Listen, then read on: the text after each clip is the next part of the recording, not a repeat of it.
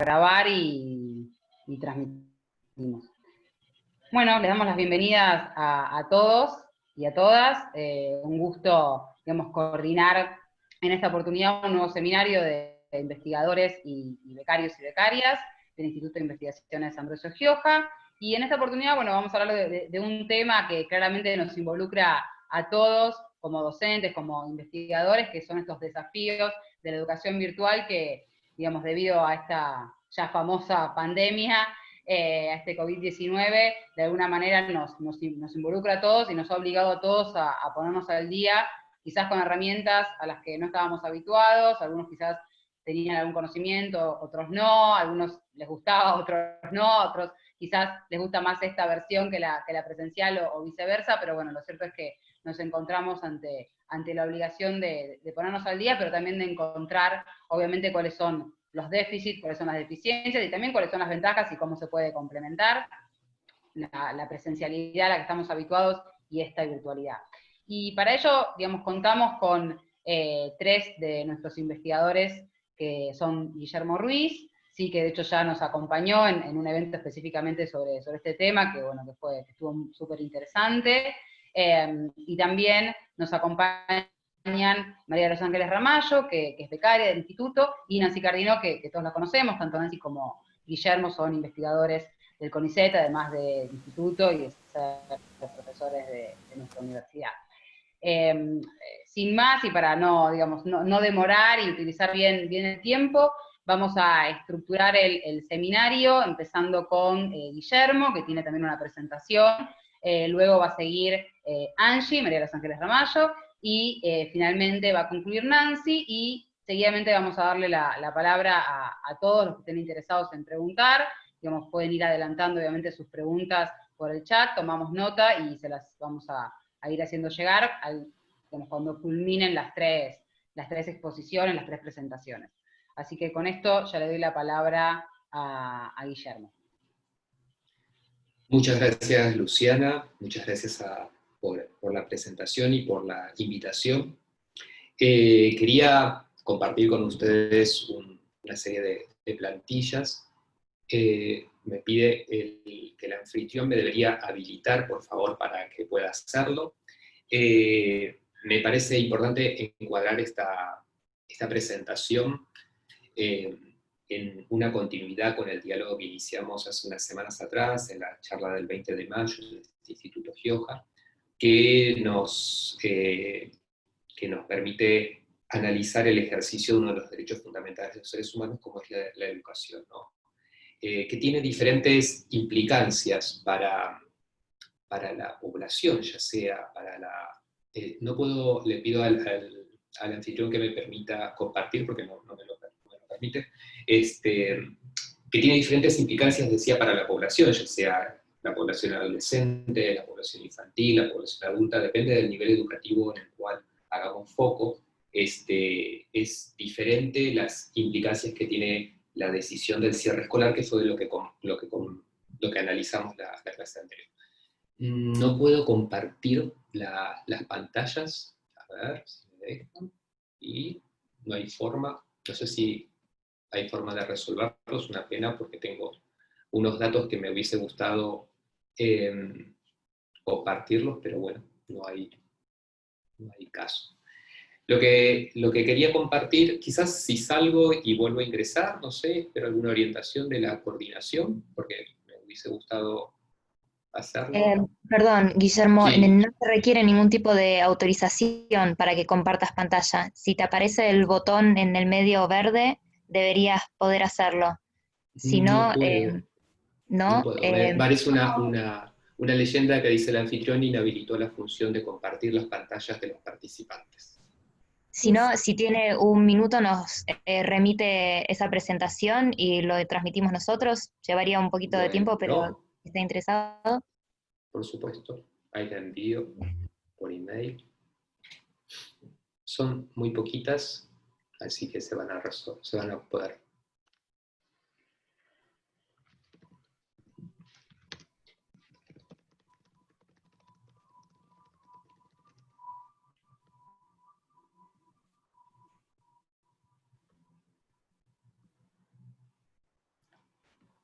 fue a la dirección Gioja. Perdón, Guillermo, en este momento sos... Ahora sí, ahora ¿Podés? pude, ahora puedo, sí. Gracias, muy amable. Muchas gracias. En este caso sí. Les decía que voy a tratar de centrarme en tres aspectos. Una de las decisiones gubernamentales e institucionales que se tomaron en relación con el cierre escolar, con las decisiones que tenía que tomar el Estado argentino en materia de la escolarización y de continuidad pedagógica al ciclo lectivo que se iniciaba en marzo. La segunda cuestión que me gustaría analizar es qué implicancias eso ha tenido en estos 4 meses prácticamente que llevamos en términos de aprendizajes, en términos de enseñanza, y la última, qué escenarios posibles de intervención se podrían indagar desde el momento en el que nos encontramos ahora, ¿no? Porque bueno, si bien ahora, esto es algo que conversamos con Nancy Cardillo, todo el mundo está estudiando la pandemia y sus efectos desde el punto de vista de la gestión institucional, es importante, y desde el gobierno, por supuesto, es importante tomar decisiones de intervención al respecto.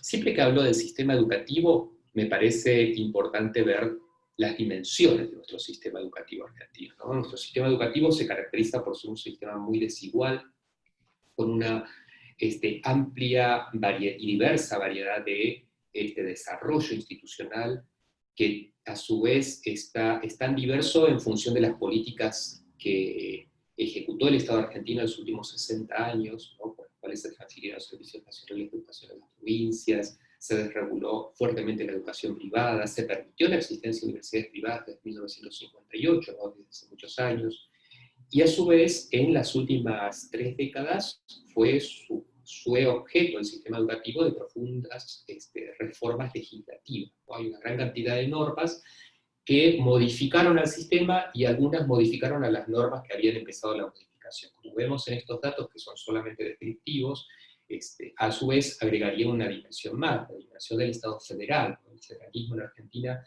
deja muchas competencias en la administración cotidiana del sistema educativo, en los gobiernos provinciales, pero hay lineamientos curriculares nacionales que deberían ser cumplidos, ¿no?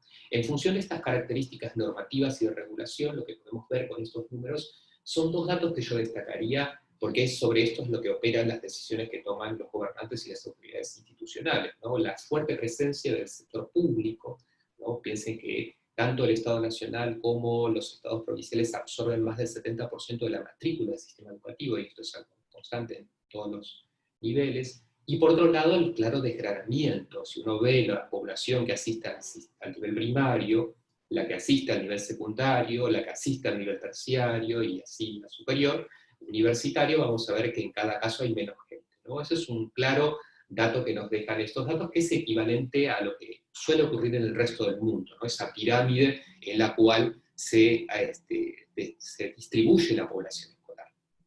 Y por otro lado, el tercer punto que destacaría estos datos es la ubicación del 7º año de escolarización. Nuestra legislación aprobada en el 2006 avala precisamente que las provincias tengan distintas duraciones de la educación primaria y de la educación secundaria respectivamente. Eso es algo muy cuestionable desde el principio de igualdad, desde el principio que está en la base del ejercicio del derecho a la educación, precisamente porque son fines y propósitos distintos los que tienen los niveles primarios y secundarios respecto a lo que debería ocurrir en sus niveles específicamente, ¿no? Sobre esta realidad, con estos números, es las decisiones que se toman. Damos un dato más por el lugar en el que nos encontramos, que es el nivel universitario, para ver en particular en nuestro caso cómo cuando hablamos de la universidad, en qué estamos pensando. Tenemos un sistema de universitario sumamente complejo, es uno de los 2 sectores de la educación superior. El otro sector está constituido por los institutos terciarios, que son aproximadamente, según las cifras oficiales, 2.280 instituciones, pero no tenemos claridad específica de cuántas de esas se dedican a la formación docente, cuántas a la formación técnica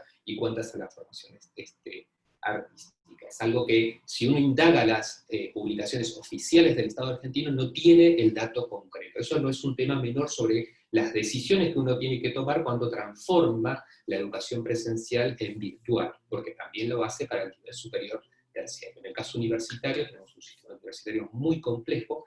De todas estas tipos de instituciones previstas por nuestra legislación, las universidades nacionales son las únicas que cuentan con autonomía y autarquía garantizada por la Constitución Nacional, y por otro lado las que tienen un propósito formativo muy claro en términos de los ideales de la reforma y sus formas de organización en términos de gobierno, ¿no? La participación de distintos claustros, y a su vez la autonomía académica, que de esto se deriva, ¿no? La posibilidad que tienen nuestras universidades de crear carreras de grado, carreras de posgrado, llevar adelante líneas de investigación específicas.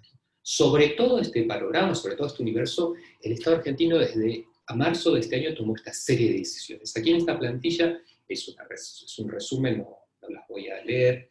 Lo que sí destaqué es la celeridad de las decisiones que tomó el Estado argentino, ¿no? Entre el 3 de marzo y el 16 de marzo, en esos pocos días, desde que se tomó conocimiento del primer caso positivo de COVID-19 en el país, el sistema educativo fue eco de resonancia rápidamente. Esto es un reflejo que nos dan las normas, ¿no? Más allá de que los actores que están en el sistema, en las instituciones, como docentes, como estudiantes, lo vieron y lo vivieron, no tan solo lo vieron. Las normas nos dan cuenta de cómo el Estado, a través de resoluciones del Ministerio de Salud, resoluciones del Ministerio de Educación, resoluciones del Consejo Federal, resoluciones de la Secretaría de Políticas Universitarias, pasaron de tomar decisiones, en muchos casos descoordinadas, reactivas, o sea, ante el avance de la pandemia y las decisiones de la autoridad sanitaria, el Estado fue tomando decisiones en materia educativa, trataron de virtualizar la enseñanza, ¿no? El caso más importante de todas estas es la creación del programa Seguimos Educando,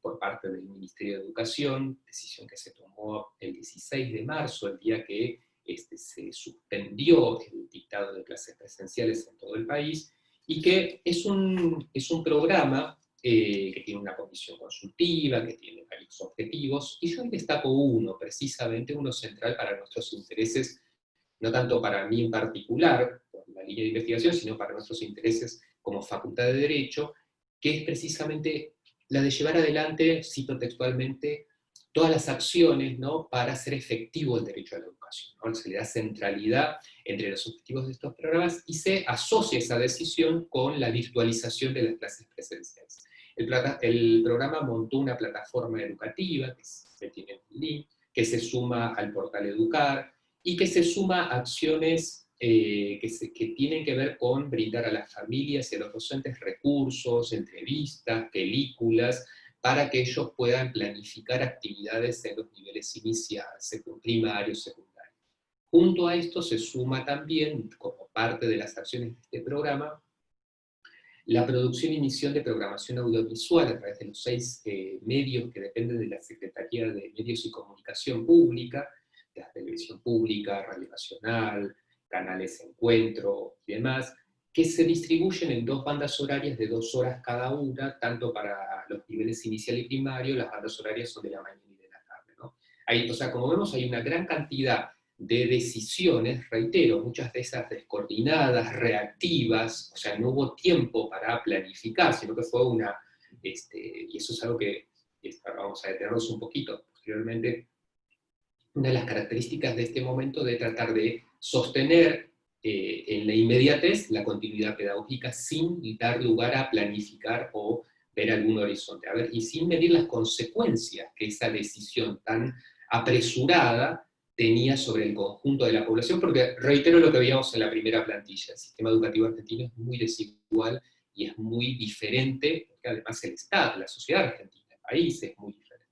A estas medidas podríamos sumar, para el caso universitario, decisiones de la Secretaría de Políticas Universitarias, la resolución número 12, que llevaba a recomendar a las universidades la adecuación de su calendario académico, y que en el caso particular de la UBA tenemos 3 resoluciones importantes del rector al referéndum del Consejo Directivo, por las cuales se modificaba el calendario académico, se autorizaba a utilizar portales digitales para mantener la continuidad pedagógica, y en la más reciente se modifica incluso las condiciones de regularidad de los estudiantes. Dicho esto, vale preguntarse qué pasó, ¿no? ¿Qué impactos tiene? En términos de planeamiento, podríamos decir que todas las acciones, como decía, fueron en gran medida reactivas, incluso las que tomaron las universidades, reactivas en el sentido de que sucedía algo y se reaccionaba. Bueno, pasaban las semanas y se prorrogaba la duración del cuatrimestre, pasaban más semanas y se volvía a modificar esa decisión previa, ¿no? En los casos de los niveles inferiores del sistema, la situación fue un poco más, no un poco, fue mucho más dura en el sentido de que las primeras decisiones ante la urgencia de dar algún tipo de respuesta se centraron, sobre todo en las escuelas que atienden a los sectores más empobrecidos, en tratar no de desarrollar algún tipo de actividad o desarrollo curricular a través de las plataformas digitales, sino en proveer la vianda alimentaria a la población, ¿no? Hay algunos trabajos que cito al final de esta presentación, en los cuales ya están recolectando testimonios algunos colegas de maestros de escuelas que le dicen, por ejemplo, tomo un testimonio aquí, el tema de las viandas fue sumamente serio, garantizar el alimento a las familias fue gravísimo. Las viandas, toda su distribución fue un desastre, los camiones llegaron tarde, el primer día hubo la mitad de las raciones que solíamos tener. Entonces las familias se fueron y se quedaron sin comida. Esto es algo que dicen maestros de primer grado de escuelas de la ciudad de Buenos Aires, ¿no? Como vemos, las respuestas se adoptaron muchas veces con ausencia de anticipación, ¿no? O sea, la respuesta fue cerrar la escuela, pero no anticipar qué hacer con la prestación del servicio de comedores. Y eso es un tema bastante serio desde el punto de vista de la política pública. La gente se quedaba sin comer, era la ración alimentaria que tenían los estudiantes en ese momento, ¿no? Desde el punto de vista pedagógico también tenemos que tener en cuenta que no todos los estudiantes van a transitar la cuarentena de la misma manera, ¿no? La brecha digital, a la que comentábamos en nuestra anterior intervención, no tan solo refiere al acceso no a la conexión, sino a la capacidad real de apropiarse desde un punto de vista formativo de los recursos tecnológicos, ¿no? El riesgo estriba en que la preocupación por la velocidad de las decisiones puedan ser vividas a su vez con indiferencia por parte de aquellos a los que no se sienten afectados por esas decisiones, ¿no? Por lo cual es imperativo planificar, ¿no? Es imperativo diseñar e implementar políticas educativas bajo el principio de igualdad, en ese sentido las autoridades deben ser permeables a su vez, ¿no? Y estar atentas a las necesidades y posibilidades efectivas que tienen los estudiantes para responder en cada nivel educativo a los requerimientos que tiene la formación en el nivel inicial, en el nivel primario, en el nivel secundario. Ya dijimos en la charla anterior que no se trata de volcar a la página web la tarea que desarrollamos en la enseñanza, ¿no? Por lo cual, algo que tendríamos que tener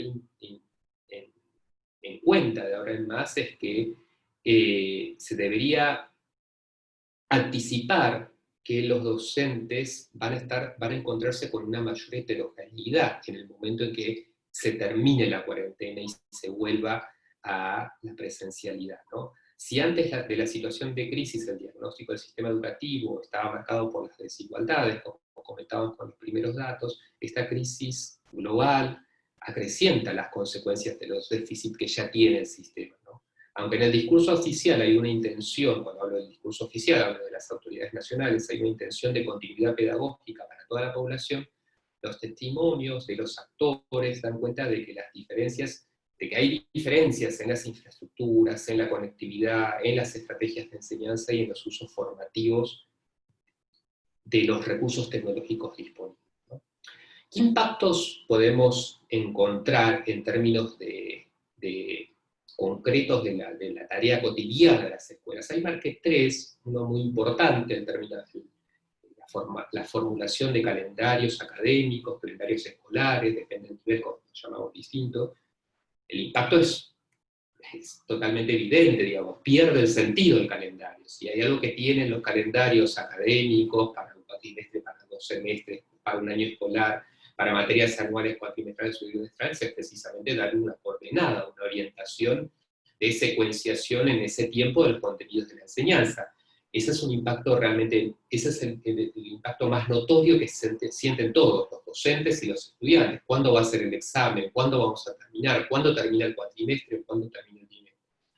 Un segundo, que lo menciono muy sucintamente, es el impacto de la programación de la enseñanza, ¿no? Y en este sentido lo hago, a diferencia de la otra vez, mirando hacia adelante. Creo que habría que pensar precisamente en términos efectivos en relación de los plazos o los tiempos con los que contamos, cómo programar la enseñanza del próximo cuatrimestre y del próximo año. Entiendo que eso también Nancy Carrino va a hacer referencias, ¿no?, más adelante. Cómo solventar esta heterogeneidad de estudiantes que vamos a ver cuando volvamos a la presencialidad, con diferentes puntos de partida, cómo hacer frente a eso desde el punto de vista de la programación de la ciencia, qué enseñar para tener en cuenta y respetar los puntos de partida de todos los estudiantes. Y finalmente, las consecuencias en el plano de los aprendizajes de los estudiantes, ¿no?, los aprendizajes efectivos. Pensemos que ningún sistema educativo del mundo, no tan solo nuestro, estaba preparado para universalizar en tiempo récord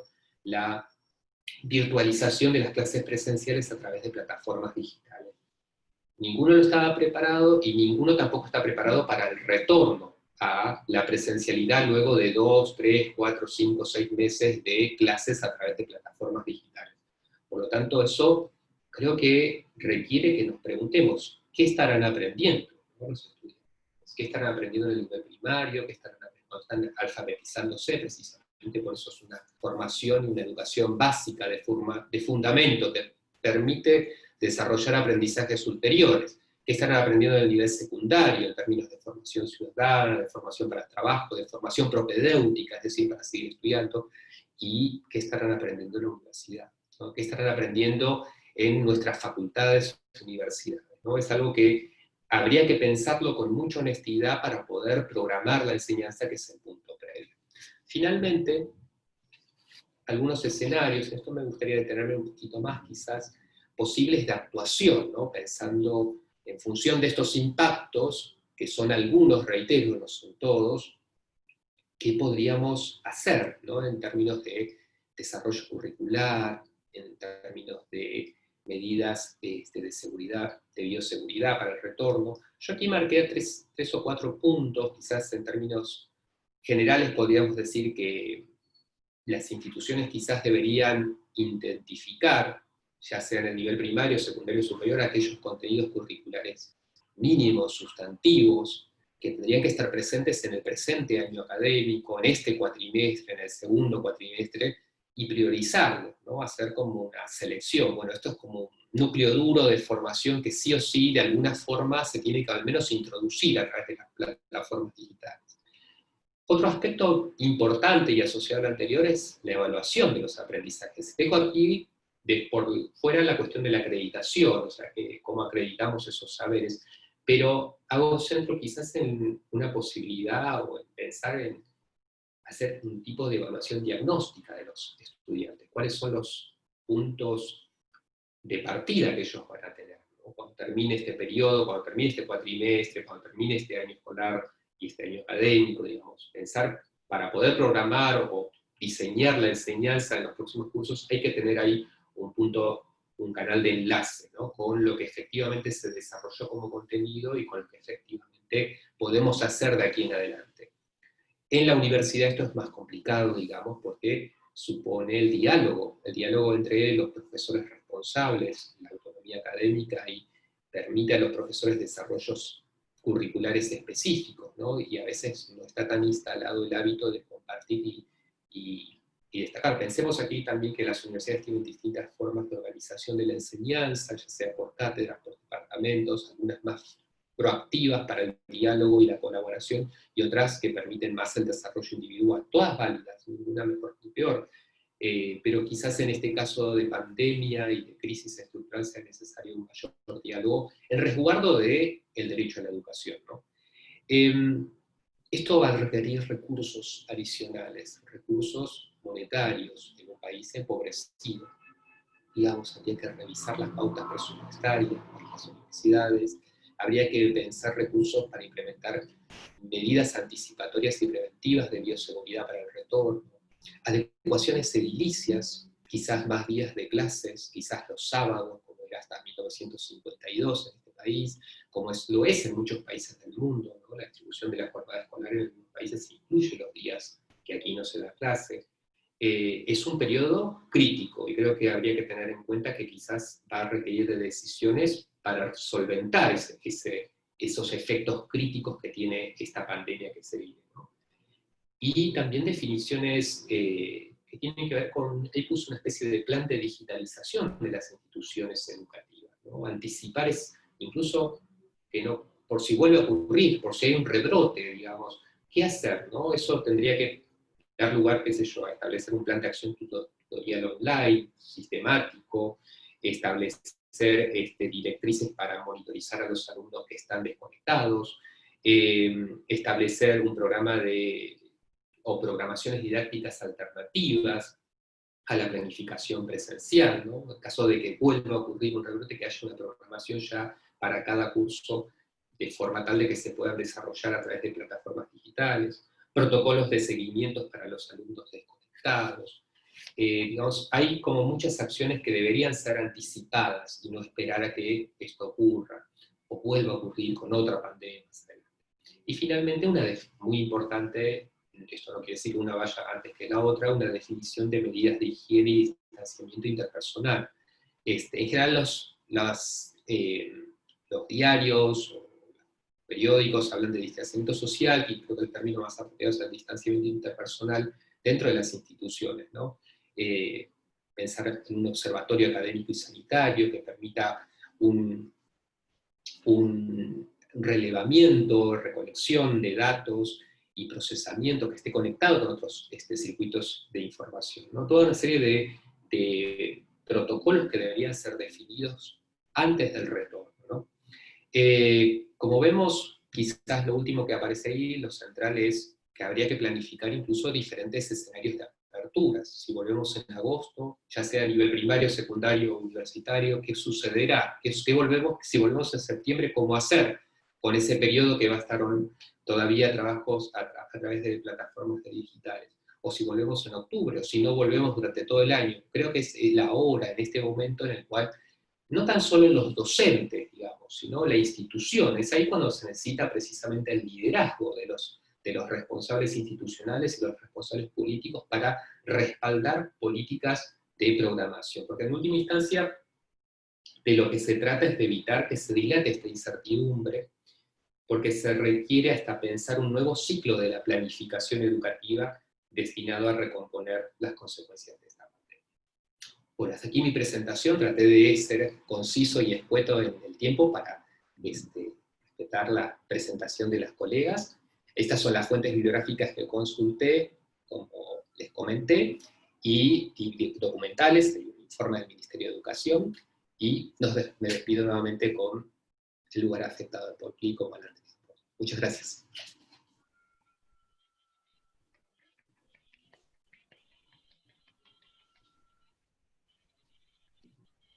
Muchas gracias, Guillermo. Le damos la palabra a María Los Ángeles. Bueno, muchas gracias a la dirección del instituto, a Luciana que está coordinando este panel, a Guillermo y a Nancy.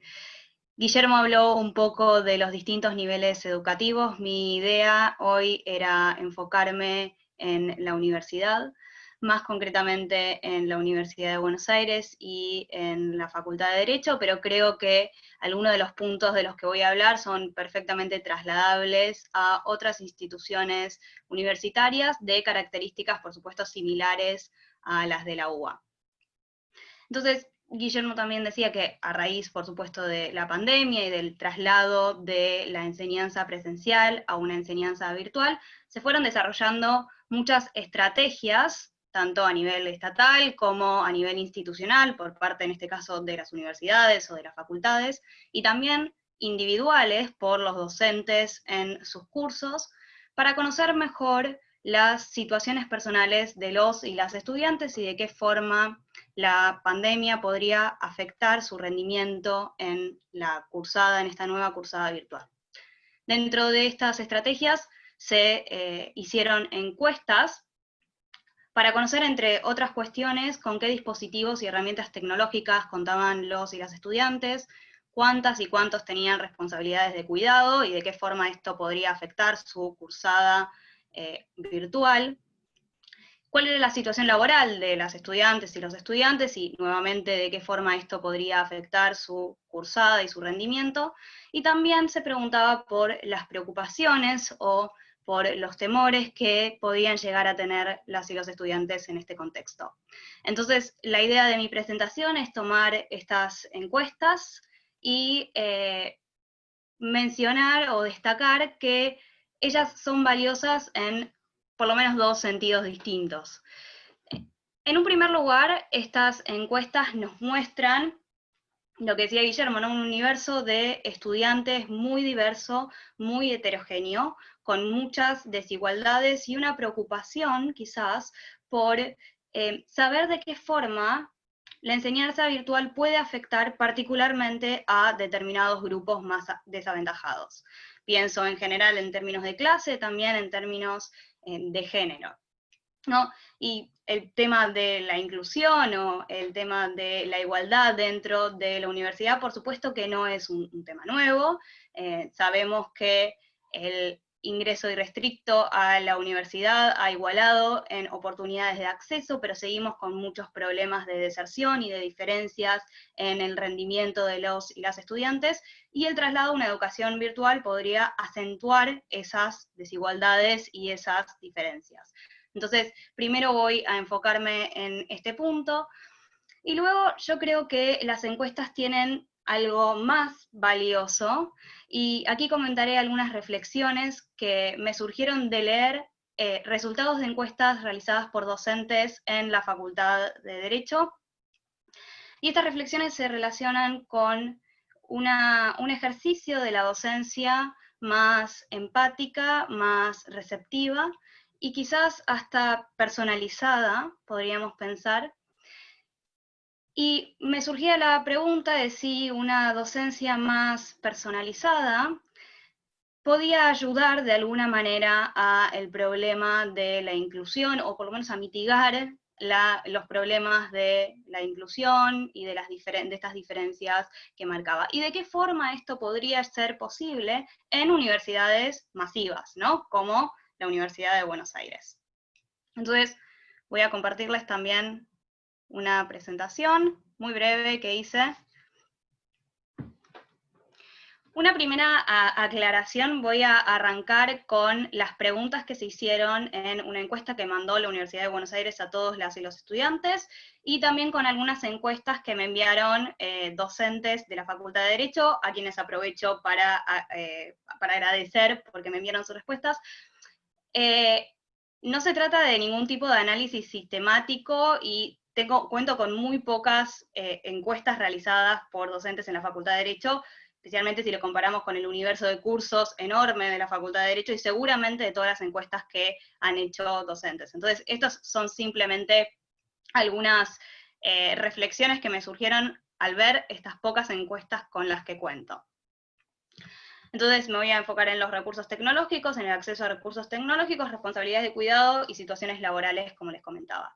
En relación al acceso a recursos tecnológicos, todas las encuestas que vi, tanto la de la UBA como la de los docentes, preguntan por esto, ¿no? Esto es algo bastante obvio, y la UBA ha tomado una serie de decisiones que deben estar basadas en el conocimiento del acceso a recursos tecnológicos de los y las estudiantes para llevar a cabo una cursada virtual.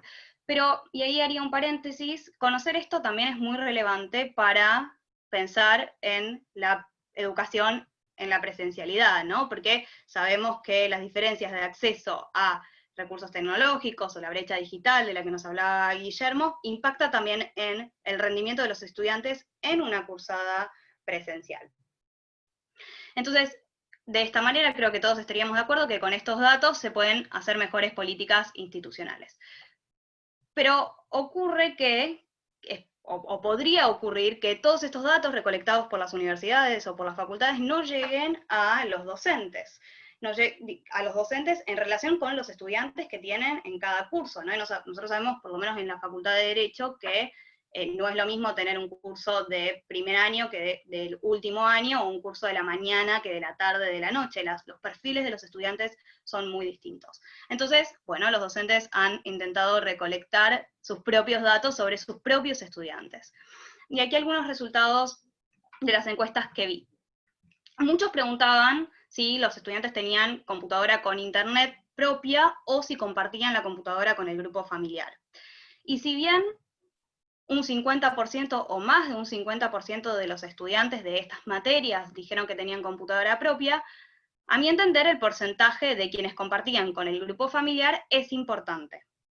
a su vez va disminuyendo. Ahora voy a hacer un comentario sobre el caso del CBC, ¿no? Pero va disminuyendo quienes comparten la computadora con el grupo familiar a medida que nos acercamos al final de la carrera. Y aquí tenemos una materia, que es la materia de procesal, que es la que, en la que más estudiantes que comparten computadora hay. Y esta materia es casualmente una materia del turno noche, ¿no? Entonces, por eso es que, porque la importancia de pensar en las características de la materia concreta y el perfil de los estudiantes en esa materia. En el caso del CBC y en el caso de la materia de Teoría General del Derecho, del CPC, a este porcentaje de quienes comparten computadora con el grupo familiar hay que sumarle quienes indicaron que no tenían computadora propia con internet. Ellos indicaron que tenían celular, pero no contaban con computadora propia con internet, que en el caso del CBC de esta materia fue de 11.54%, que es un número considerable, y en el caso de Teoría General del Derecho, 6.28%, ¿no? Después algunas encuestas fueron un poco más específicas. Por ejemplo, hubo una encuesta que leí que a la pregunta de si compartía la computadora le sumó con cuántas personas compartía. Esto también es importante. De quienes respondieron que compartían, la mayoría dijo que compartían con 1 o 2 personas, pero de nuevo un grupo considerable, entiendo yo, de estudiantes dijeron que compartían con más de 2 personas, y ya un estudiante dijo que compartía con más de 4 personas. Por supuesto, todos podemos de nuevo estar de acuerdo en que no es lo mismo cursar virtualmente con una computadora propia que con una computadora compartida, que con una computadora compartida con una persona, que con 4 personas, o directamente sin computadora con un celular. Bueno, en las encuestas a veces me costó compararlas, por supuesto, porque cada docente hacía preguntas distintas, ¿no? Entonces, acá tenemos un caso, por ejemplo, en el que la pregunta era con qué dispositivo se conectaba, y un porcentaje importante, 21 casi por ciento, dijo que se conectaba con el teléfono celular. Esto no necesariamente significa que no cuentan con computadora, pero a esta pregunta se le agregó si contaba ese dispositivo con micrófono o cámara, que también es interesante. Digo, porque todos estos datos a los docentes les sirven para evaluar cuáles son las mejores metodologías para la clase, para la evaluación, etcétera, y esto también podría ser importante, ¿no? Así que esa la quería destacar. En relación con las responsabilidades de cuidado, bueno, en primer lugar, la suspensión de las clases presenciales en todos los niveles educativos, incluyendo primaria y secundaria, primaria especialmente, obviamente va a afectar la cursada o el trabajo de quienes tienen hijos e hijas menores, ¿no? Pero también, bueno, tenemos que tener en cuenta otro tipo de cuidados, en este contexto de pandemia, quizás el cuidado de adultos mayores, pero también otras personas que requieran cuidado. Y acá la encuesta de la UBA fue bastante amplia, y las encuestas de los docentes, algunas preguntaban por hijos e hijas, y otras eran más amplias. En el caso, por ejemplo, del CBC, en donde el porcentaje que se ve en violeta clarito es quienes indicaron que tenían responsabilidades de cuidado, y el caso del violeta oscuro es quienes no tenían responsabilidades de cuidado, que siempre es más alto. En el caso del CBC, por ejemplo, preguntaban por hijos e hijas. Entonces el porcentaje es chiquito, pero luego había una pregunta abierta y algunos estudiantes aclaraban que tenían padres que necesitaban asistencia, ¿no? Y de nuevo, en el caso de procesal, que es esta materia de turno-noche, es donde vemos el mayor porcentaje de personas responsables, con responsabilidades de cuidado.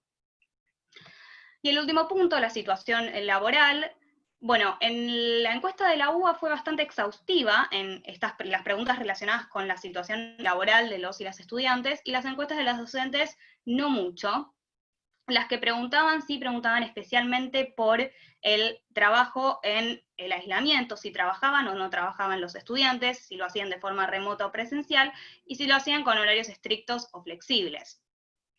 Pero hubo una encuesta que, de nuevo, fue un poquito más allá, y les preguntó si en caso de no trabajar, si trabajaban antes del aislamiento, si pertenecían a un rubro que tuvo que frenar la actividad, si tuvo una rebaja salarial durante el aislamiento, en ese caso si el grupo familiar contaba con otros ingresos.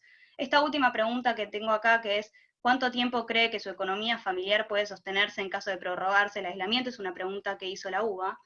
Y estas últimas preguntas podrían parecer irrelevantes, pero yo creo que no lo son, justamente porque hacen a este ejercicio de una docencia más receptiva y más simpática de las situaciones que están viviendo los y las estudiantes. Ahora voy a hablar un poquitito de eso para cerrar la presentación, pero antes que nada, como conclusiones diría, bueno, estos datos son fundamentales institucionalmente para desarrollar mejores políticas institucionales. También es importante que lo tengan las docentes y los docentes para pensar en qué metodologías utilizar en sus clases. Deben tener en cuenta de qué manera impacta la enseñanza virtual en ciertos grupos especialmente. Y luego también que, bueno, esto que ya mencionaba, que el acceso a recursos tecnológicos, y por supuesto las responsabilidades de cuidado y las situaciones laborales, sobre las cuales se pregunta más, creo yo, son situaciones que afectan el desempeño de los estudiantes en una cursada normal. Digo, esto no es solamente, ahora la desigualdad se acentuó, pero esto es algo que ya viene afectando el rendimiento de los estudiantes, entonces sería importante saberlo siempre.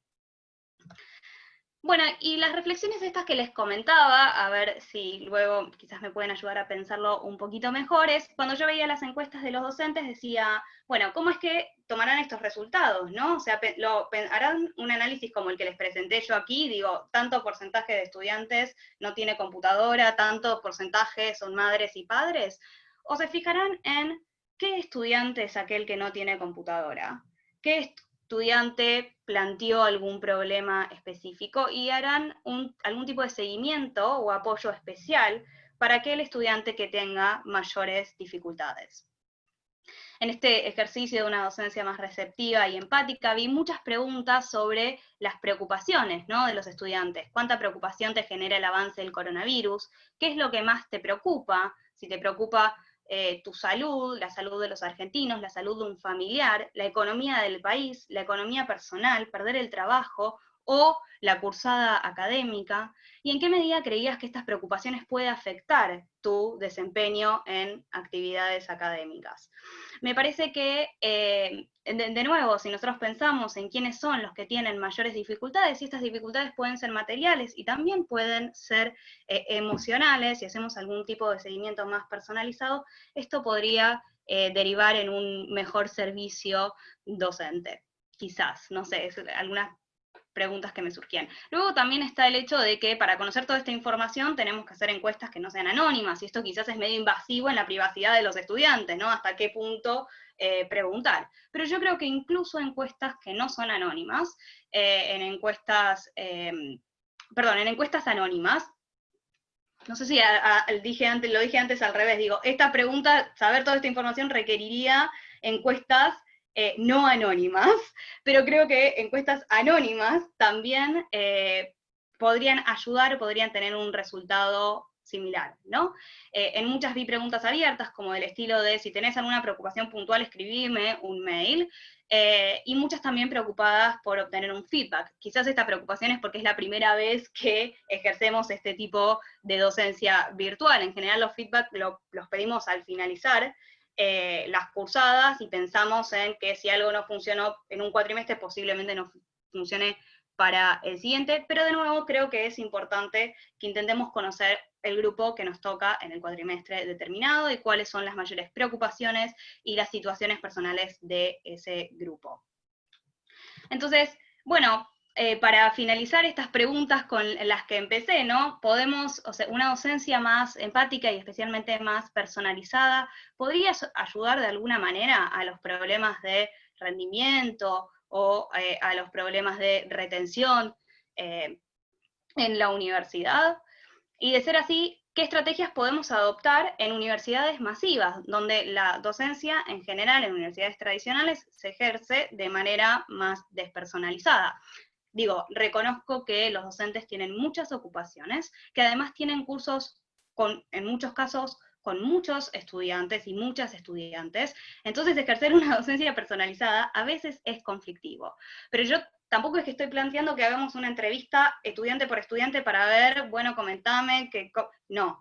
Me parece que tomar estas encuestas, ponele, son símbolos de canales, de abrir canales para los estudiantes para que expresen sus propias preocupaciones y sus situaciones personales. Obviamente esta situación nos obliga a ser más empáticos, pero quizás debemos buscar las maneras de habilitar esos canales, que puede ser a través de estas encuestas, digo, el mismo tipo de encuestas todos los cuatrimestres. Y creo que no vamos a obtener 70 respuestas de personas, por ejemplo, de todo el curso, que todos nos van a decir todas sus preocupaciones. Quizás recibamos 3, 5, 10 mails, y son los que más necesidad de ser escuchados seguramente tengan. Entonces, con esas preguntas cierro mi presentación. Muchas gracias, Angie, muy interesante. Y bueno, ahora pasamos a Nancy Cardino, a la última presentación que corresponde a Nancy.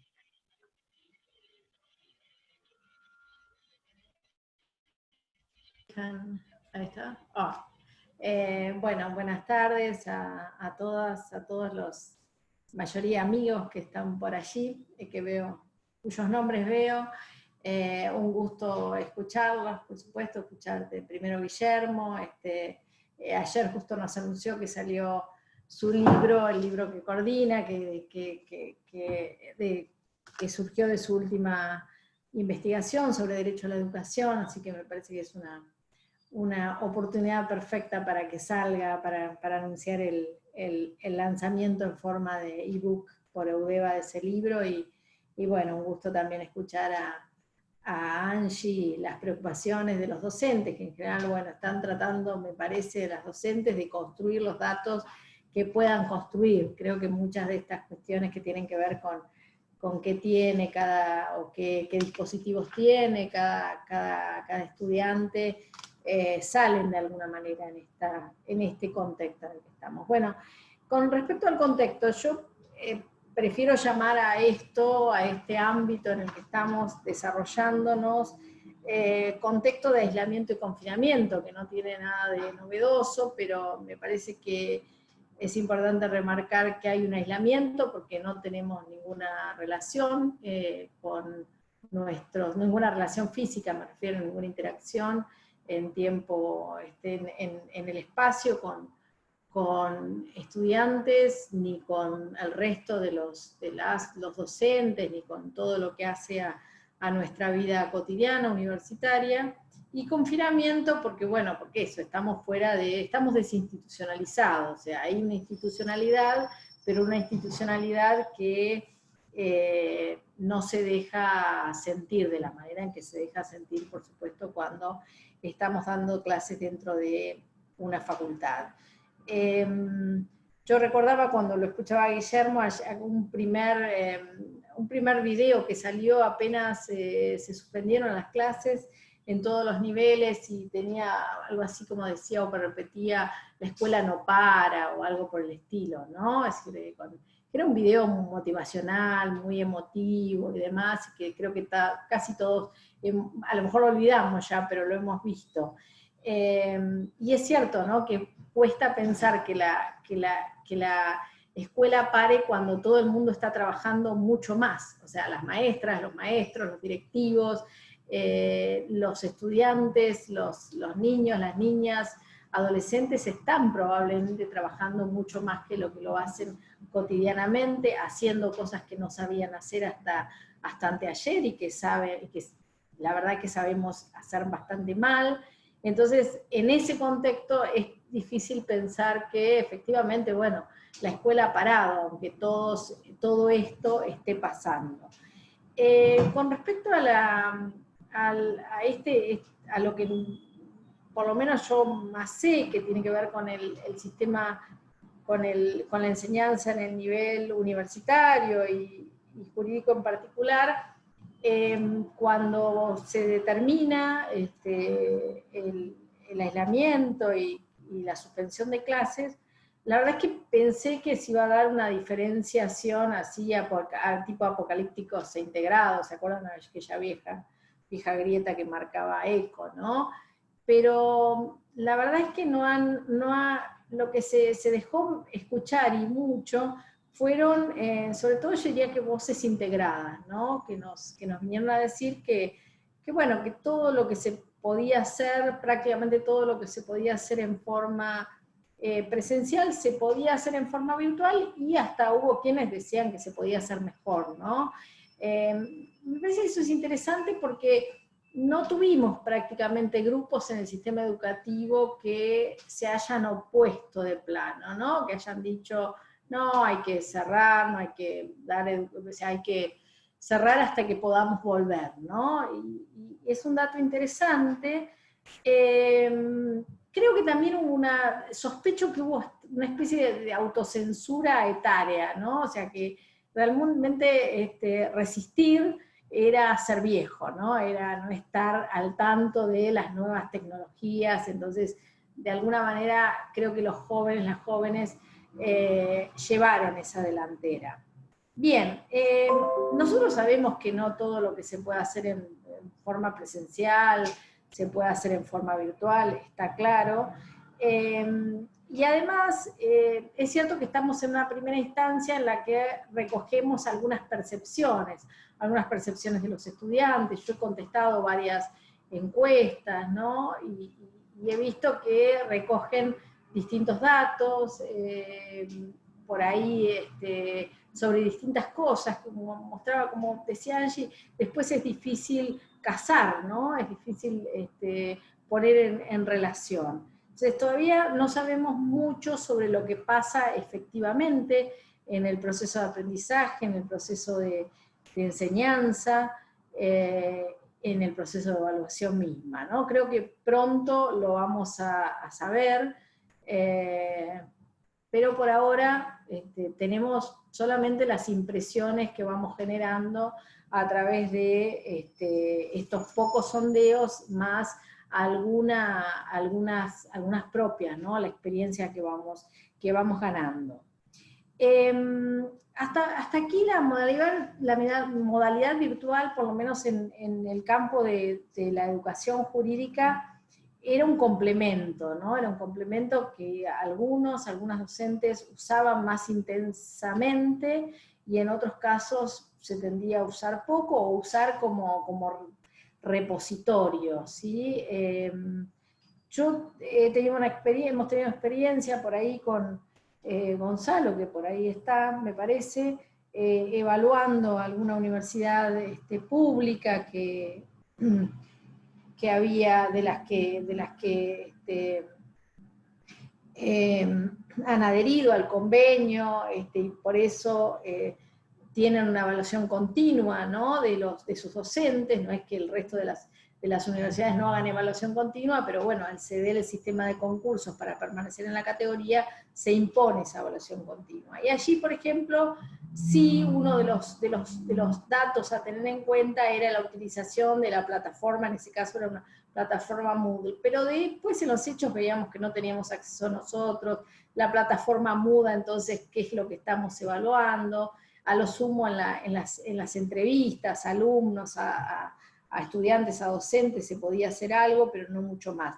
En nuestro sistema de concursos, la verdad es que no lo sé, no sé si estaba incorporado a los concursos de docentes, últimamente el uso o la planificación virtual, no lo sé, pero sería interesante saberlo, y sería interesante saber si de ahora en más va a ser esto incorporado. En La Plata, que es la otra universidad en la que enseño, porque he estado involucrada en concursos hace poco tiempo, sí sé que la planificación y demás virtual forma parte ya de lo que hay que presentar, y por ende lo que se supone que se evalúa, aunque luego en los dictámenes habría que ver si efectivamente los miembros de la comisión asesora, los jurados, como se llame, lo tienen en cuenta.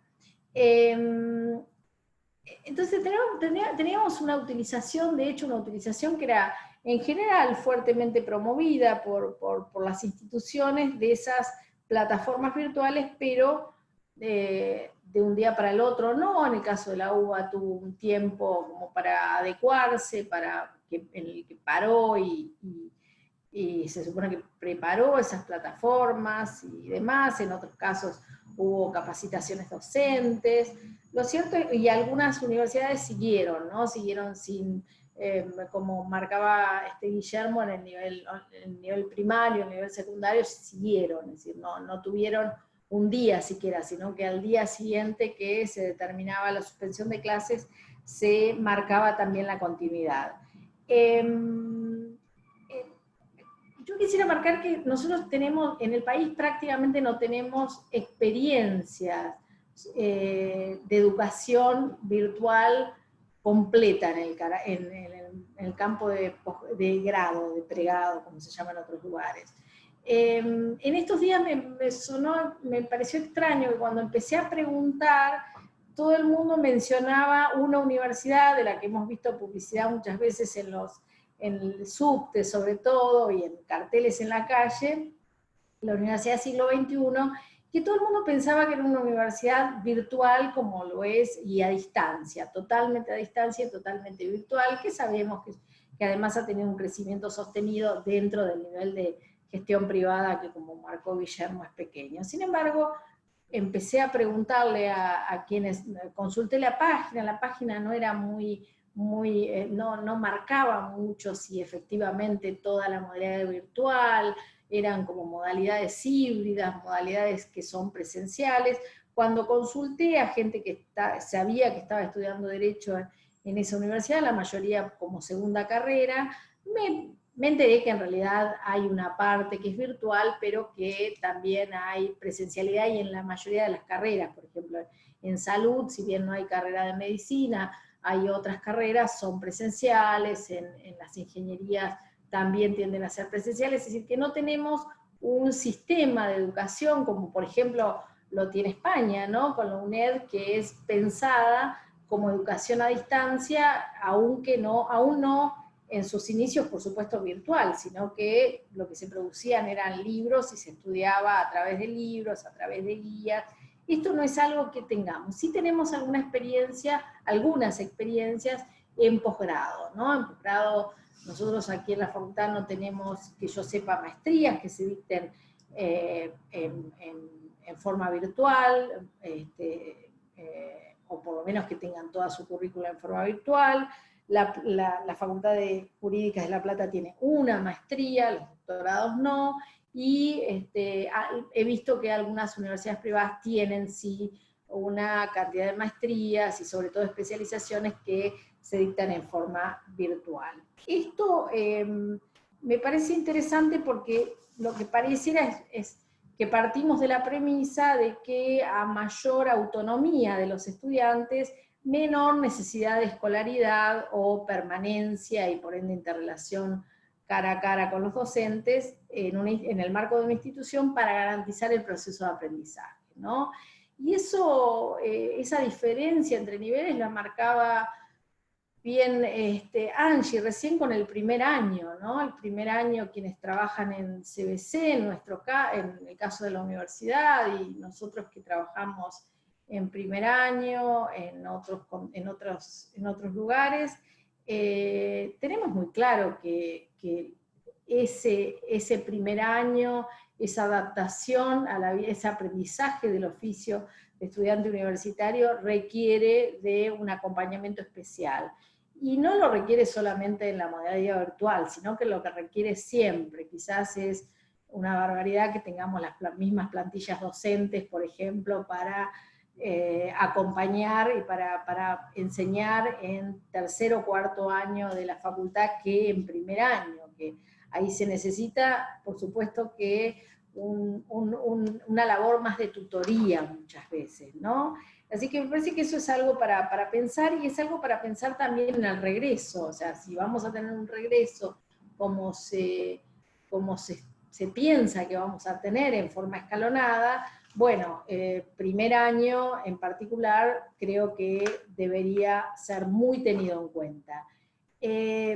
También, bueno, La Plata, por ejemplo, tomó exámenes libres para los que estaban cerca de la graduación, ¿no? Como para que algunos estudiantes se pudieran graduar, los que tenían una materia de más, habrá que ver ese caso, pero me parece que el primer año en particular es crítico, ¿no? Y si queremos mantener los niveles de retención que estábamos teniendo, sabemos que tenemos un primero y segundo año críticos, pero sobre todo un primer año crítico, o mejorarlos, claramente allí hay que apostar fuertemente. Cuando digo que hay mayor autonomía, mayor pareciera posibilidad de desarrollar un buen proceso de aprendizaje, por supuesto no nos tenemos que olvidar de los mediadores, ¿no? En el caso de los niños, de las niñas, por supuesto, han aparecido los padres, la familia como mediadores, ¿no? Como mediadores de ese proceso. O está bien, tendrán clases en una plataforma, tendrán actividades, pero en definitiva son los padres, la madre, los hermanos mayores, quien fuera, que llevan a cabo un trabajo de mediación. Dice, bueno, en primaria es cierto, ahí se produce la fuerte segmentación entre quienes pueden enseñar y quienes no pueden enseñar. Aún si pensamos en que Mirieu tenía razón y que uno puede enseñar lo que Rancière tenía razón y que uno puede enseñar lo que no sabe, de todas maneras ese impulso, esa empatía quizás, no se puede dar en todo, no estamos todos capacitados, todas capacitadas para darla. Entonces, sí es cierto que seguramente muchos padres, muchas madres sobre todo están enseñando lo que no saben, pero con unas herramientas adecuadas para producirse, para ponerse en ese lugar. Mientras que en otros casos no están dadas esas herramientas o esas condiciones, ¿no? Entonces, en el caso de los estudiantes, de las estudiantes, probablemente pase lo mismo, ¿no? Algunas tengan mediadores y otras no. Lo que he visto es que las agrupaciones estudiantiles en muchos casos han ensayado trabajos de medición, ¿no? De mediación, con mayor o menor éxito y también con intereses muy diversos, como suele ocurrir. Bien, tenemos entonces esa posibilidad de pensar cuánto de la experiencia o qué experiencia nos puede servir. Ahora bien, en las circunstancias actuales me parece que tenemos límites muy claros. El primero es con qué contamos, ¿no? Es decir, por supuesto todos hemos visto límites en el material de estudio, de enseñanza, claramente, eso es lo primero con lo que nos encontramos. Por supuesto el mundo de la literatura digitalizada es enorme, hemos arrasado con los copyrights por ahí claramente, no creo que seamos los primeros que vayamos presos por violar derechos, y justamente derechos de autor, pero en realidad tenemos una capacidad de tener materiales diferente a la que tendríamos, no solamente si estuviéramos afuera en la calle, sino si estuviéramos con algún acceso a la facultad. Esto, digo, yo recuerdo hacer una tesis de maestría que dirigí hace tiempo, la tesista era una ingeniera informática y ella trabajaba por internet libre y solamente citaba textos de acceso abierto, que primero dije esto no se puede hacer y después vi que sí se podía hacer, pero de todas maneras quizás nos tengamos que preguntar acerca de ese acceso con determinados contextos que tenemos dentro de nuestras bibliografías. Bueno, creo que lo que hemos sufrido más fuertemente ha sido este arrasamiento de las fronteras entre la vivienda y el trabajo, ¿no? Y tanto nosotras como los estudiantes, ¿no? Ellos han entrado a nuestra casa y nosotros hemos entrado a la casa de ellos y realmente eso ha sido por lo menos para muchos, para mí ha sido, no digo que traumático, no sé si no traumático en sentido literal, pero ha sido un golpazo, ¿no? Hemos tenido estudiantes en la terraza porque tienen mejor señal, o qué sé yo, situaciones familiares complejas que se desarrollan al momento de estar en una clase. Me parece que esa invasión de lo privado y lo público ha sido dura, sobre todo en un contexto en el que también, como por ahí mencionaba Angie, claramente el cuidado ha estado en el centro de la vida de muchas de nosotras, ¿no? Y de muchos también de los varones o de quienes fueran. El género, por supuesto, es un condicionante central en este punto, pero bueno, al cuidado de los niños se le sumó el cuidado de los adultos mayores, incluso de adultos no mayores, porque digo, esta línea en los 60 ha hecho que muchos adultos que eran independientes pasen a tener cierta dependencia con respecto a los menores. Entonces, sí, la cuestión de cuidado ha sido central en este punto. Y me parece que esa misma centralidad ha hecho que, que haya que replanificar en términos, por ejemplo, de no pensar ya el horario de clase. Por ejemplo, muchas docentes han tomado sus evaluaciones o han hecho sus clases abiertas en los horarios que tenían previstos para clase. Pero claro, de golpe ahora ese horario es tomado por el cuidado, ¿no? Era alguien que dejaba su niña, su niño en el jardín maternal de la facultad y se iba a clase, pero ya ahora no puede hacerlo y tiene que aprender o enseñar en ese horario. O bueno, la jornada, es cierto por un lado lo que marcaba Angie del cierre de las instituciones educativas, pero también no hay ningún apoyo, o sea, en este tiempo tampoco ha habido, se ha suspendido el trabajo de ayuda en el cuidado de niños, niñas, me refiero a ayuda paga, ¿no? Entonces, en ese punto, creo que todo el trabajo, no solamente el trabajo de cuidado, sino todo lo que hace al desarrollo y sostenimiento de una casa ha quedado en manos de quienes compartimos esto con otras tareas. Entonces me parece que esa es una cuestión importante.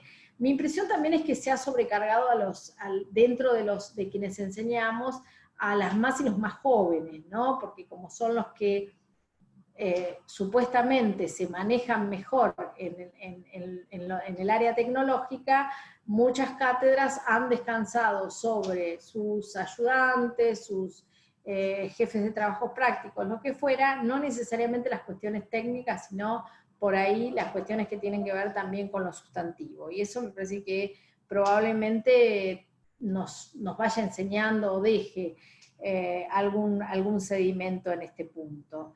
Me parece una pérdida que quiero destacar es la del comportamiento kinésico, ¿no? O sea, no hay, estamos todos sentados, es cierto, nos vemos en un cuadradito, pero no tenemos la indicación, ahora mismo las pantallas están apagadas porque si no nos quedamos sin señal, probablemente, o con baja señal, no tenemos la devolución de los cuerpos, que es sensacional, digamos. Nosotros sabemos, a mí me toca dar clases a veces a cursos muy grandes, pero los movimientos van indicando qué está pasando, qué recepción hay.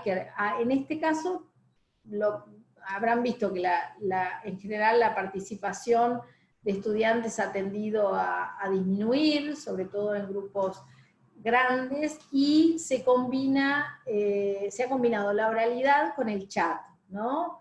El chat ha permitido por ahí que algunos estudiantes participen de otra manera. Lo que he consultado con respecto a niños y a niños, por lo menos me ha persuadido de que los niños tienen un comportamiento distinto. Me refiero a que muchos niños o niñas que se desenvuelven y participan muy bien, tienen alta participación en una clase presencial, por ahí no en una clase virtual y al revés, ¿no? O sea, que esto exige distintas, efectivamente, capacidades, y los ámbitos o los medios juegan fuertemente sobre lo que somos o no capaces de hacer. Otra cuestión que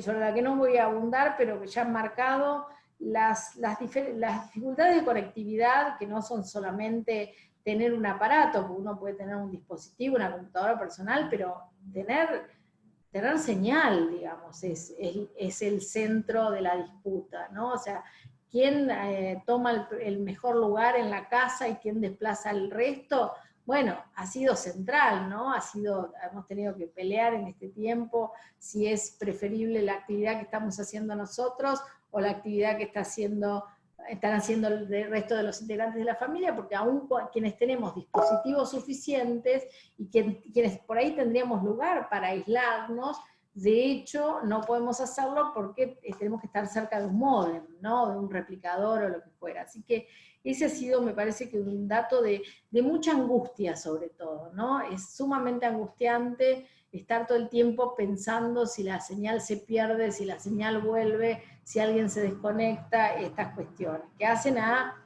la planificación. Digo, uno entra a una clase y sabe que en el momento en que entró ya está ahí, ¿no? Y están quienes están. En este caso, eso no se puede dar por garantizado. Me parece que una dificultad adicional que tenemos en las facultades de Derecho es que como usando un término que creo que todos conocemos a esta altura,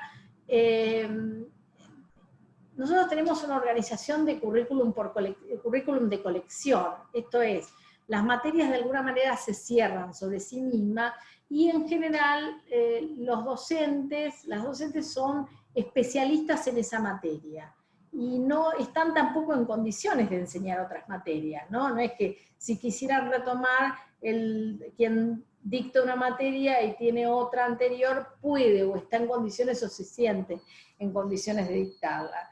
Esto me parece que marca una diferencia muy fuerte con los demás niveles y con algunas carreras que no están organizadas como currículum de colección, ¿no? Evidentemente, para dar un ejemplo sencillo, quien encuentre que sus estudiantes deberían saber multiplicar, pero no saben, si quiere enseñar a dividir, va a tener que enseñar a multiplicar.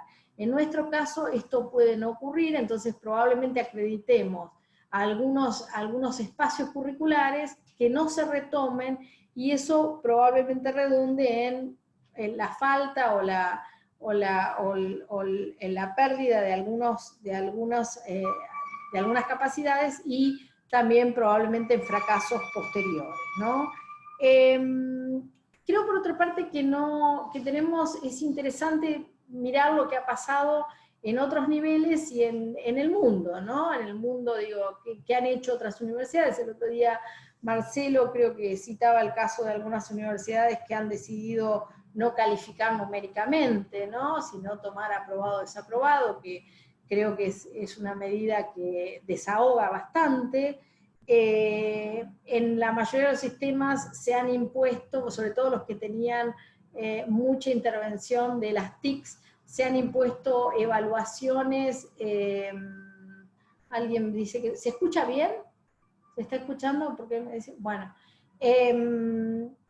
decía que se ha impuesto en general eso que se llama evaluación sumatoria, ¿no? Que todo lo que se hace durante el curso se va evaluando. Entonces esto vale 0,10, aquello vale... Ese tipo de evaluación en general, cuando no la hemos pasado antes, genera ciertas frustraciones de los estudiantes, porque bueno, ¿qué importa esto si es solo 0,10? Y también se pierde una evaluación de tipo integral, ¿no? Pero habría que ver cómo nosotros podemos desarrollar la capacidad de hacer ese tipo de evaluación o algún otro tipo de evaluación. Creo, por otra parte, y eso está claro, que no es lo mismo enseñar las distintas materias que componen la carrera en el caso de Derecho, ¿no? Claramente no es lo mismo, hay materias que tienen una dinámica, no solamente digo materias como todas estas, sino que hay cursos que tienen dinámicas que se resisten más a la no presencialidad y otros que no tanto. Bueno, otra cuestión que creo que es propia de nuestra facultad es lo que yo llamaría planificación implícita. En nuestra facultad, cuando hemos estudiado la labor de docentes, vemos que no hay planificaciones implícitas. O sea, hay un programa y hay algo que se enseña. Y eso que se enseña suele tener relación con el programa, ya no diría con un libro de texto, porque hoy por hoy las bibliografías tienden a ser corales, pero sí un programa que opera.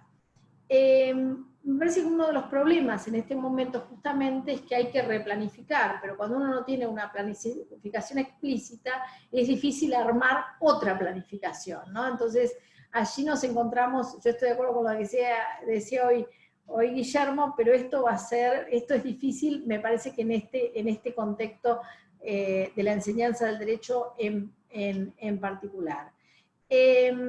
Y para ya cerrar, porque creo que es tarde, no sé cuántos minutos llevo ya hablando, algo que marcaba el otro día Guillermo en su muy buena presentación, no me acuerdo cuándo fue, no me acuerdo el día que fue, pero hace ya pierdo el tiempo, no sé si hace 2 semanas, 3 meses, cuánto hace, es esta actitud que docentes han tenido en todos los niveles, ¿no? No sabemos bien la razón, pero claramente en el oficio de docente está implícito creer que alguien del otro lado puede aprender, creer que nosotros podemos enseñar, confiar, ¿no? Y esa confianza que es el cimiento, me parece, de nuestro oficio, ha hecho que sigamos, ¿no? No importa, digo, sabiendo que no se puede, sabiendo que del otro lado hay desigualdades enormes, pero hemos seguido adelante, ¿no? Me parece que eso ha sido algo para rescatar, importante de la educación virtual que estamos atravesando, ¿no? Bueno, les agradezco mucho a mi compañera y mi compañero de charla esta tarde y a las amigas, amigos y compañeros y compañeras, colegas que han estado escuchando. Gracias. Muchas gracias, Nancy, y a los tres, por supuesto. No sé si vieron, en el chat les puse que fueran levantando, digamos, las manos estas virtuales para, digamos, anticipar que hubiera una pregunta, más que nada porque les habilitamos entonces el micrófono, y en ese sentido, una pregunta para hacer, así que le vamos a habilitar el micrófono, así puede participar. Hola, ¿se escucha? Sí, bárbaro. Bueno, mi nombre es María Eugenia, tengo lugar de trabajo en el Gioja, pero soy de la Facultad de Filosofía y Letras, de la carrera de Ciencias de la Educación, así que bueno, estos temas los venimos trabajando bastante. Quizás es una reflexión y además unas preguntas que tienen que ver, sobre todo, primero agradecerles a los tres, porque es un espacio que es interesante en este contexto que hablaban en relación a la emergencia y todo lo que, digo, la reacción que uno tiene que tener y una tiene que tener en este contexto, la posibilidad de reflexionar, aunque sea un ratito, sobre esto me parece muy valioso, así que gracias por sus presentaciones. Por otro lado, como que pensaba, a partir de lo que comentaban, en cómo la universidad también se inserta dentro de un sistema educativo, que es un poco lo que planteaba Guillermo al comienzo, ¿no? Como, bueno, en general siempre se tiende a pensarla desde otro lado, o como que, bueno, los problemas de la universidad quizás son distintos a los del resto de los niveles, y este contexto en particular creo que da cuenta, ¿no? de que tenemos un sistema educativo que debiera ser integral, ¿no? Y que los problemas en la actualidad también afectan a la educación superior. En ese sentido, pensaba cómo en la actualidad pensamos los vínculos, o sea, cómo desde un contexto de aislamiento empezamos a pensar los vínculos, y ahí lo que traía Angie y Ángeles en relación a los docentes empáticos. En general, uno muchas veces escucha a los estudiantes y las estudiantes decir que, bueno, en la universidad soy un número, voy o no voy, alguien me firma, nadie se da cuenta si estoy o no, que esto es distinto a otros niveles, y ahí Angie traía esta cuestión, ¿no? De, bueno, por ahí ser más flexible, conocer las problemáticas de los estudiantes. Pensaba, bueno, que quizás esto es una oportunidad, más allá del contexto de crisis en el que estamos, para poder hacer esa reflexión desde la empatía que es tan necesaria en el vínculo pedagógico, creo que en cualquier nivel, porque es necesario para el conocimiento. Y en relación a eso, quería hacerles unas preguntas, porque pensaba en esto de que uno piensa constantemente en cómo llegar a esos estudiantes para que sigan, para que continúen, para que no abandonen, pero también cómo afecta este contexto particular el derecho nuestro de docentes, de trabajadores de la educación, porque en esto de repensar los tiempos y los espacios, como digo, muchas veces estamos hiperconectados y debiéramos tener un espacio también para el ocio, bueno, esto que se llama ahora como derecho a la desconexión. Entonces, cómo a veces se contrapone, ¿no?, este derecho a la continuidad pedagógica y a su vez el derecho a tener una jornada laboral más acotada para los y las docentes. Eso quizás por ahí, Guillermo, me podrías hacer algún comentario. Después pensaba para Ángeles en estas encuestas, porque por lo que vi las encuestas son diversas, o sea, no es una única encuesta que realizó la Facultad de Derecho, sino que cada cátedra, entiendo, fue haciendo distintas preguntas. Quería saber un poco eso, cómo accediste y cómo se hicieron esas encuestas, si es así, si hay tanta diversidad y si cada docente gestionó por su cuenta eso.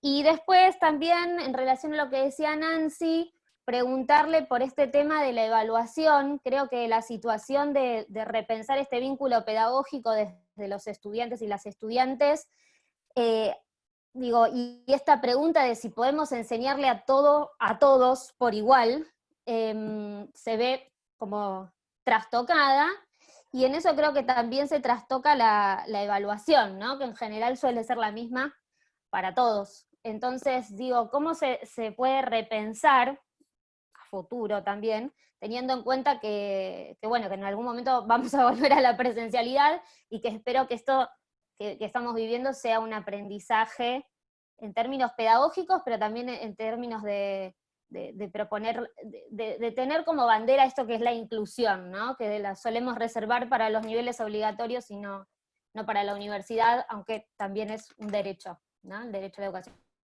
superior. Bueno, nada, perdón si me excedí, era eso, gracias.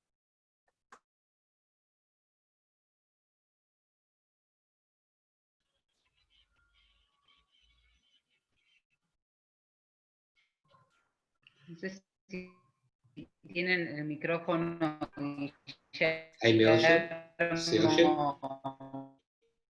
¿Se oye? ¿Sí? Sí. Es muy buena la reflexión que nos hace la compañera. Yo, para ser corto con la respuesta, y porque podríamos hacer un seminario al respecto en sí mismo, retomaría lo último que decía, ¿no? Pensar que estamos en una crisis, ¿no? Creo que hay que tener conciencia de que es una situación de crisis global. Es como si estuviéramos en una guerra mundial. Es una situación extraordinaria que nuestra generación, en este país al menos, no vivió algo similar. Por lo tanto, hay que dar como un nuevo ciclo al planeamiento, a la planificación. Y ahí pensaba en la última plantilla que les compartí, en la posibilidad de crear una especie de observatorio académico y sanitario, ¿no?, que prevea precisamente esto que se señala, ¿no?, el tiempo del trabajo, el tiempo de la tarea escolar, la tarea académica, y el resto del tiempo, ¿no?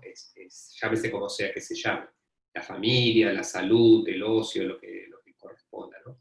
Me parece como un momento, los primeros meses, de decisiones en la emergencia, que requerían ser resueltas y que la apuesta era, como bien planteaba Nancy, también la continuidad pedagógica, pero ya desde los propios docentes, no porque lo pauta una decisión de la autoridad política, de la autoridad del Estado, sino que era importante continuar de alguna forma, pero bueno, ese momento pasó y dio lugar a muchos resultados y consecuencias que serían importantes analizarlos, y habría que imaginar escenarios futuros, desde el plano político, desde el plano de las instituciones, y por supuesto de los actores, ¿no?, los que día a día le ponen el cuerpo al trabajo enseñando, investigando, dando clases. Entonces, me parece que no debería continuar así. Es cierto lo que nos advierte la compañera, ¿no? No debería continuar así, estar todo el año, hasta diciembre, todo el día conectado que no es algo que nos ocurra solamente a nosotros, ocurre en todos los sistemas escolares del mundo, ¿no? Entonces, por el contacto con colegas lo sabemos, y ocurre en todos los niveles educativos, en todos los sectores sociales, por distintos motivos, ¿no? Entonces, creo que el balance es como el punto de llegada, pero en nuevas condiciones de enseñanza, ¿no? Entonces, habría como que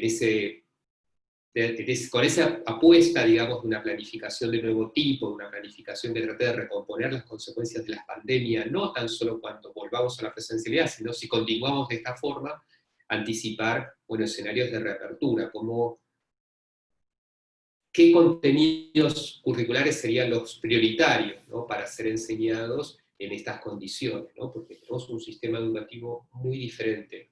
Todo el sistema educativo es lo que conocemos en nuestro ámbito urbano de Buenos Aires, muy diferente en todos los niveles. Eso por mi parte.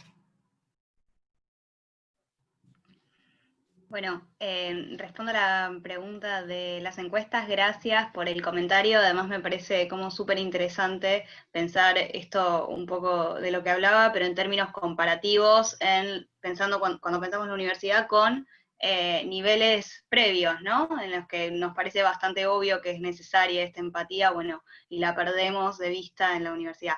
Con respecto a las encuestas, yo tomé las preguntas de una encuesta que realizó la UBA, y que envió a todos los estudiantes, por un lado, y por otro lado, encuestas que fueron haciendo docentes en sus propios cursos y que me fueron enviando. Por eso es que hacía la aclaración de que hay que tomar con muchas pinzas estos resultados cuando mostraba los resultados, ¿no? Los resultados de la encuesta de la UBA yo no los tengo.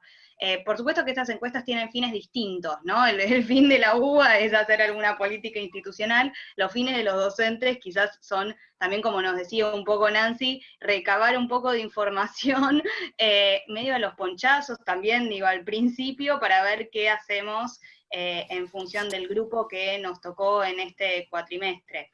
El punto es que creo que esta es información que sirve para continuar en una situación de normalidad, digamos. Son todas cuestiones que tenemos que tener en cuenta en la normalidad. Es posible que si tomo una mayor cantidad de encuestas de más docentes, los resultados cambien, digo, es simplemente como para traer algunos disparadores.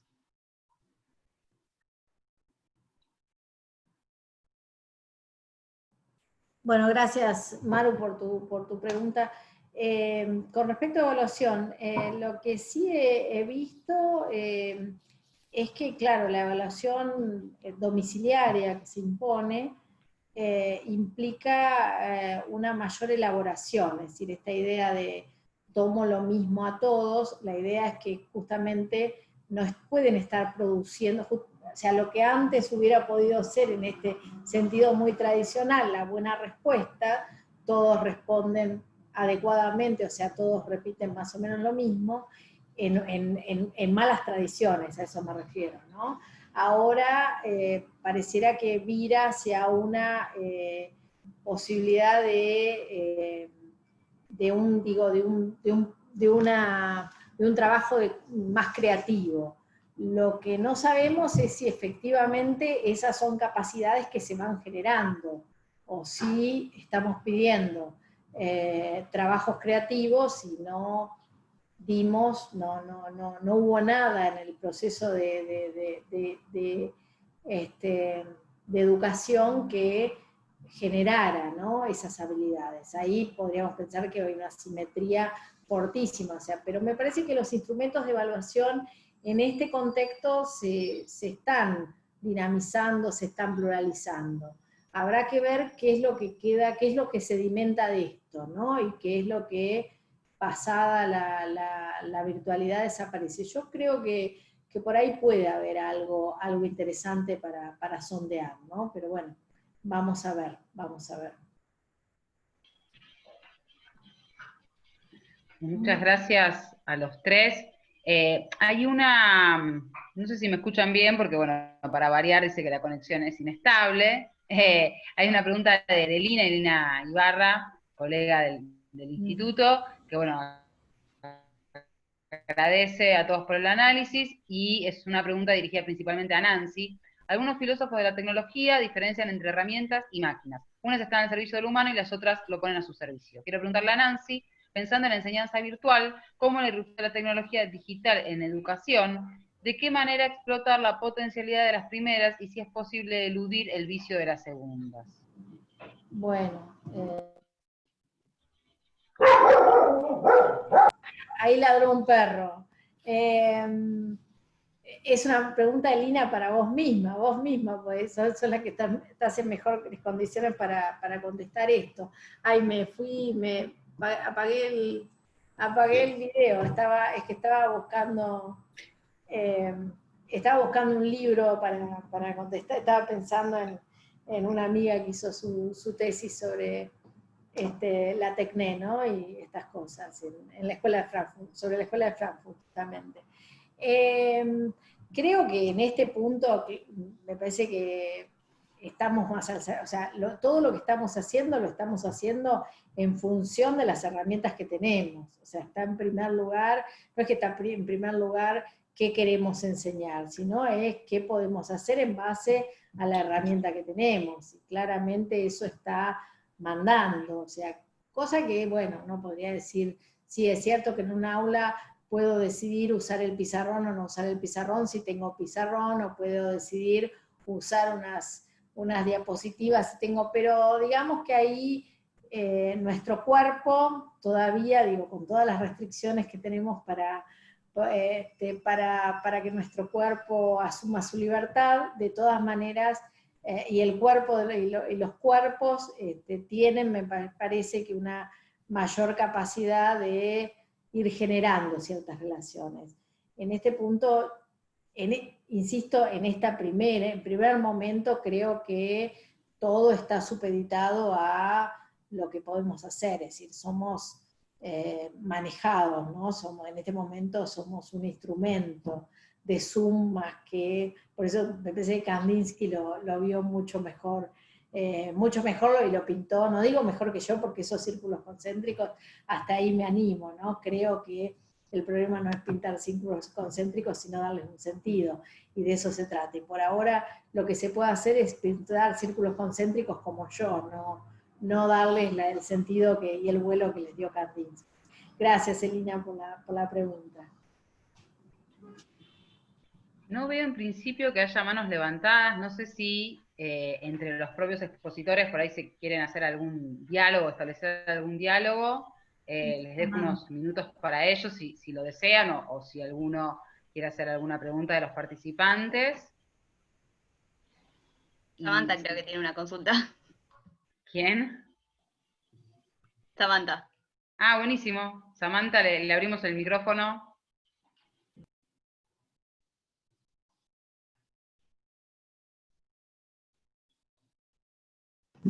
Hola, ¿qué tal? Gracias a los tres por sus exposiciones excelentes. Yo les quería consultar qué piensan sobre, bueno, en las carreras, por lo menos en la de Derecho y en el profesorado de nuestra facultad, las materias prácticas se dan al final de las carreras, y en ese tipo de materias es aún más complejo, me parece, el tema de la virtualidad. Por lo menos en residencia, de donde yo formo parte del cuerpo docente, estamos atravesando una situación extraordinaria, porque estamos acostumbrados a la inmersión en las aulas, a entrar a los colegios secundarios o en los niveles superiores, en las aulas, y se vio todo altamente modificado. No sé si tienen algún comentario para hacer al respecto de esa situación, de las materias eminentemente prácticas. Y hay todo un tema ahí con los estudiantes y las sensaciones que están atravesando. Antes, como decía Angie, nosotros les consultamos permanentemente y hacemos con ellos un trabajo de tutoría, y todo lo que van sintiendo, lo que van comentando es muy fuerte, porque si bien, como hablaba antes Angie, también en el principio de la carrera quizás hay que hacer una contención especial con los estudiantes como docentes, pero al final también, porque pienso yo, ¿no? Es una situación también muy particular. Y bueno, y en cuanto a lo que decía Guillermo, del tema curricular, tendremos que ver para el cuatrimestre que viene cómo sucede todo. Sé que el Ministerio de Educación de la ciudad propuso contenidos mínimos para mayo y junio, pero veremos cómo sigue todo, tanto a nivel medio y, bueno, superior sobre todo. Si vamos, porque como nos estamos manejando, me parece, no sé si, por lo menos aunque sea a nivel departamental, tendrían, por lo menos en Derecho, tendríamos que fijar contenidos mínimos, porque no está sucediendo eso, por lo menos en otra comisión donde yo participo. Tendríamos que tener una bajada más directa de los contenidos mínimos. Bueno, eso, quería saber sus opiniones. Gracias. Yo puedo responder, ¿se oye? Se oye, sí. En relación con la formación práctica en distintas áreas del conocimiento, la presencialidad no puede ser sustituida. Esto es algo que es muy hasta de sentido común, ¿no? Pero que aplica para la formación profesional en distintas áreas de conocimiento. En la formación docente, en la formación en ciencias veterinarias, en la formación en ciencias de la salud, en agropecuaria. Hay áreas de conocimiento donde se requiere ir al terreno y aprender, ¿no? Aprender en la propia práctica de la formación, pensar los distintos componentes del currículum en esos casos, pero con la actuación en esos casos es un límite la situación que tenemos, digamos. En la formación docente en particular se pueden hacer microclases simuladas, algún tipo de narrativas, que eso está muy desarrollado por los colegas que trabajan en temas de formación docente, pero eso no reemplaza nunca la formación práctica que supone ir a clase y dar una clase, planificarla, y esto que destacaba Nancy de lo gestual, ¿no? De ir a la clase y estar con la tiza, la fibra, el pizarrón, la pizarra, lo que sea que uno tenga como tecnología a mano, educativa, y tener la interacción, la respuesta de los alumnos, de los estudiantes. Eso es algo que solamente en la práctica uno puede aprender y reflexionar sobre la propia práctica. Es algo que de hecho hacemos siempre más o menos inconscientemente cuando somos docentes, en el propio desarrollo profesional docente. Por otro lado, Samantha plantea algo muy interesante, depende mucho de la organización de la enseñanza. Reitero, acá hay universidades que tienen organización por cátedras, otras por departamentos. La organización de la enseñanza por departamentos es un plus que tiene la Facultad de Derecho de nuestra universidad, porque permitiría, no tanto diría yo como una bajada de línea, pero sí consensuar entre los docentes que componen cada departamento contenidos que deberían ser llamados prioritarios, como lo que sea, mínimos, o que darían como un cuatrimestre de enlace, o algo de algún tipo, o un curso de verano, o ciclos de fortalecimiento de algunos contenidos. Pero eso requiere diálogo entre los docentes, entre los equipos de cátedra, ¿no? Nada imposible, ¿no? No me parece que sea imposible ni tampoco costoso desde el punto de vista presupuestario, pero sí con mucho rédito desde el punto de vista formativo. Pero bueno, tampoco tengo esa más respuesta que esta, Samantha, para la pregunta de qué hacer, porque lo que se requiere, reitero, por eso es reiterativo, demasiado, hay que hacer un nuevo tipo de planificación en relación con las consecuencias que deja la pandemia. A mí me gustaría hacer una observación muy breve sobre el tema de la práctica en la carrera de abogacía, que creo que lo que ocurre también es que nuestra práctica está muy asociada a la litigiosidad, y a su vez transcurre en un servicio social, que es el servicio del patrocinio.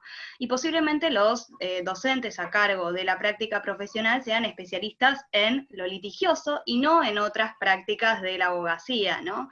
Entonces, quizás incorporar a la práctica otras prácticas de la abogacía habilitaría también a poder seguir desarrollándonos de forma virtual, porque creo que hay muchas otras prácticas de la abogacía que sí pueden ser enseñadas, no de la misma manera, por supuesto, la práctica requiere un poco de presencialidad, pero por lo menos sí hay herramientas prácticas que se podrían llegar a enseñar en esta nueva forma de virtualidad. Digo, si pensamos en una práctica en políticas públicas, una práctica en investigación, un montón de otras prácticas, entonces quizás nos resultaría más sencillo. El tema es que para nosotros la práctica de la abogacía es la práctica en tribunales.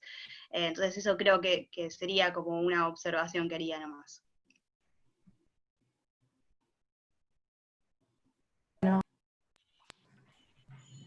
Hola Samantha, y muy atinente tu pregunta y tu preocupación, porque estás ahí, digo, en las prácticas, lo bueno que tienen las prácticas es justamente ese nivel tutorial, ¿no? Que reclamamos, tutorial o más de cercanía, que tiene que ver también con la empatía, con la posibilidad de tener un seguimiento específico.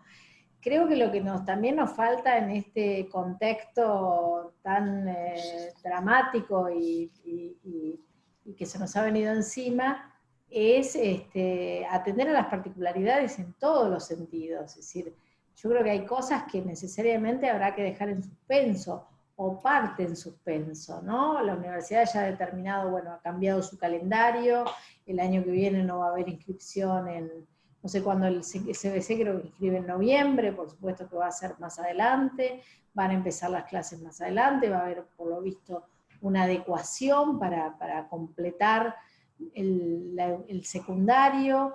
Me parece que en nuestras materias también se impone que veamos qué se puede hacer ahora, qué se puede dejar pendiente, ¿no? Por ejemplo, en el caso de la práctica profesional o en el caso del práctico de la residencia en los profesorados, o materias que efectivamente requieren presencialidad, ¿no? Y para más adelante, creo que esto es sí algo que tenemos que tomar en cuenta y será parte del insumo que producimos en este tiempo, ¿no? Creo que lo único positivo de esta circunstancia es que hemos aprendido muchas cosas, como todos sabemos, hemos visto que a veces no usábamos algunas que podríamos estar usando, y también pensar en esa incorporación en donde sea importante, donde sea relevante, pertinente esa incorporación,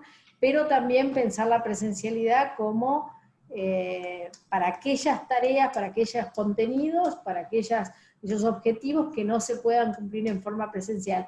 Y eso tiene que ver con ese cambio de pensar la planificación como una línea de tiempo, como una secuencia. Si un curso empieza, tiene que terminar, ¿no? Entonces, si empezamos, tiene que terminar. No, quizás se pueda terminar una parte, pero algo quedar pendiente para cuando recuperemos la presencialidad, para cuando podamos ir a la universidad, al ámbito institucional, o lo que fuera. Creo que ahí hay que ser imaginativos y no tenerle miedo tampoco a la dispersión, ¿no? A que cada departamento, cada materia o lo que fuera vaya encontrando su manera de planificar lo que queda, ¿no? Gracias. Bueno, muchas gracias a todos por las intervenciones y por las exposiciones que creo que nos dejan pensando y con un montón de preguntas, y cada uno seguramente querría contar un poco su experiencia, pero bueno, no estamos acá para eso. Dada básicamente, bueno, la hora, de hecho nos extendimos un poquito más, pero considero que valió la pena, y además, bueno, esto queda grabado, así que aquellos que no han podido participar y demás van a tener la posibilidad, de alguna manera, de tener una participación asincrónica, pero participación al fin. Entonces, bueno, con esto estamos dando por terminado, con el agradecimiento de siempre a todos los que han presenciado, y sobre todo a nuestros expositores del día de la fecha, y seguramente en 15 días nos estamos volviendo a encontrar con algún otro tema que nos deje con muchos interrogantes y nos plantee algunos desafíos. Así que bueno, muchas gracias a todos y nos vemos pronto. Hasta luego. Gracias.